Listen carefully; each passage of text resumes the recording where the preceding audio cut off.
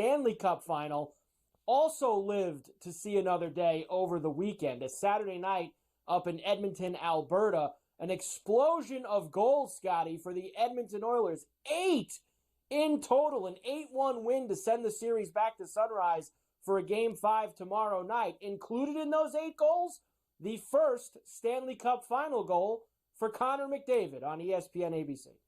Sometimes the numbers are really a nice story. Sometimes that $10 million clock is the big story. Big hit by Ekblad on Fogle along the boards. Here's McDavid. He scores! Connor McDavid on the score sheet. Listen, let's get real here. Connor McDavid and Draisaitl and Hyman and Nugent-Hopkins and Kane have all been pathetic in the Stanley Cup Finals. So 16 guys had points in that game the other night. They won 8-1. Obviously, they had a big night. But in the 3 previous games, those big names that I just rattled off had not one goal. Not one goal. All 5 of them.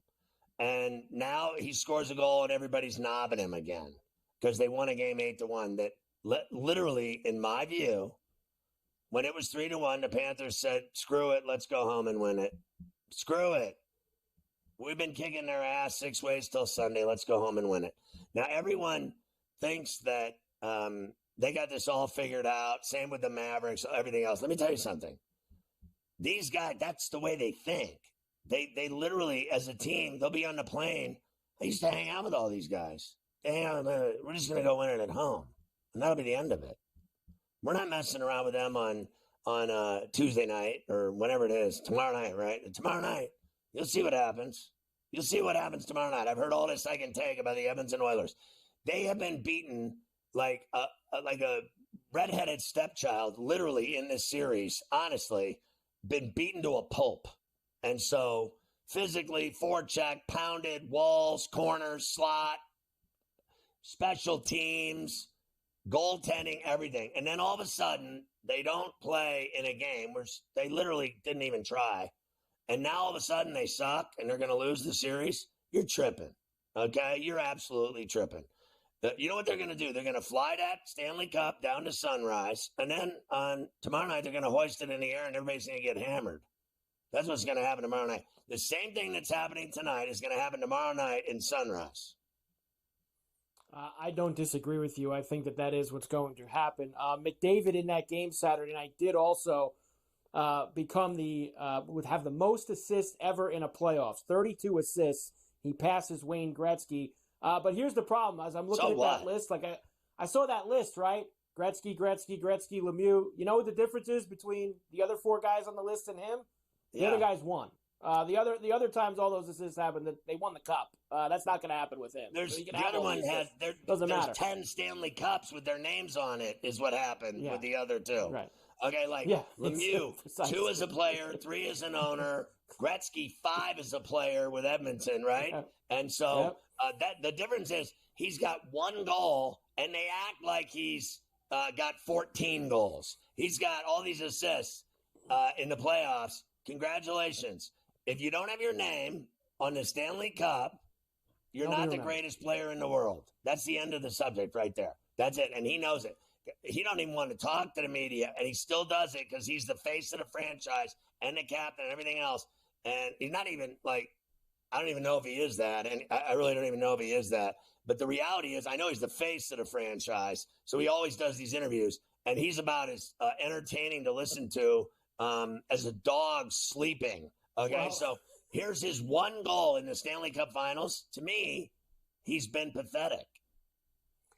That's it. I'm right. He didn't want to talk about the record either. All he wanted to talk about, Scotty, was that he needs to get this series back to Alberta for a game number 6. Here he is. Connor, does scoring 8 change at all your feeling on the team and how it's played in this series and where you're at in this series? Does that matter to 8? No, I don't think so. It's just 1 win. That's all it is. Doesn't matter if you score 8 or you score 1. It's just 1 win, and we got to go to Florida and do a job and drag them back to Alberta. Yeah, that's not happening. Here's the deal. There is, to a man, including Paul Maurice and his staff, even the trainer, literally the radio guys, no one wants to get back on that plane and fly 6 hours each way. No one. Like, I just flew to Vegas and back. I mean, I literally, prison sounds more exciting than that flight again for me right now. Flying to Edmonton, Alberta from Miami, Fort Lauderdale, wherever they go out of. I'm sure it's Fort Lauderdale because they play near Fort Lauderdale. So here's the deal. No one wants to go on that trip. So here's the game plan for tomorrow night. Nobody wants to get on that plane. We are not getting on that plane. Win this tonight. Let's drink. Yeah, here we go. Game 5, minus 135 for the Panthers, plus $1.15 for Edmonton. 5.5 is the total. Of course, they went way over that in game number 4. I'm with you. I think you laid it out as good as you possibly can, right, Scotty? There's so much motivation here, not just to win at home in front of your own fans or to bounce back from getting embarrassed 8-1, but not having to make that miserable trip back to Edmonton, Alberta. I think you put all those eggs in the basket. I think the Panthers win the Cup tomorrow night. Yeah, and not only that, they've never won the Stanley Cup. They want their first Stanley Cup down there, and they're going to get it. And not only are they going to get it, I've heard all this today that, how about an overtime game? How about not? How about a puck line game? How about they do the same thing to Edmonton that they got done to them on Saturday? I say they turn right around, and I'll bet they 5-2 them, 6-2 them, 6-3 them. I'll lay the puck and a half even. I'm going to do that today too. Not only will they win, I'll bet them to win on the money line at that relatively low juice, and I'll bet them on the puck line, and I'll bet an over because they're going to beat them senseless, and they're going to drink all night out of that Stanley Cup and spray each other with champagne and beer. Get the goggles out. It's time to party. I mean, you want to go snorkeling? It'll all be happening in Sunrise near the Everglades. Grab an alligator. Let's have some fun. Party naked. Tomorrow night, game over. No doubt about that.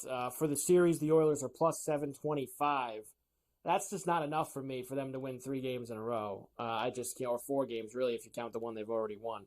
I would need a hell of a lot more than that. Minus 1,200 for the Florida Panthers. And Bobrovsky, despite getting pulled the other night, Scotty, is still the favorite, although it's not as big anymore to be the Conn Smythe Award winner.